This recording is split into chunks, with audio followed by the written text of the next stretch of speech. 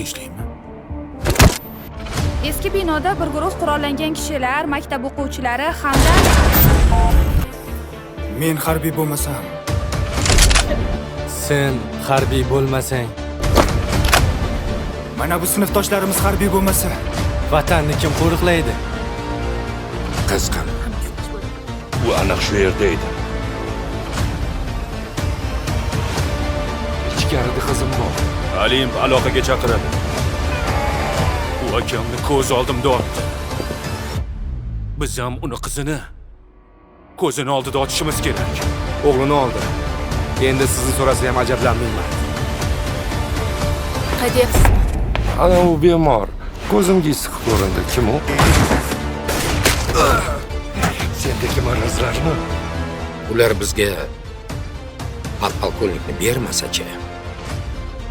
Beradi. Faqat niyatimiz jiddiy ekanligini ularga tushuntirib qo'yishimiz kerak. O'lim biz uchun yakun emas. boshingga osmonni qo'latamiz. O rais, og'zingga qarab gapir. Endi navbat sizniki.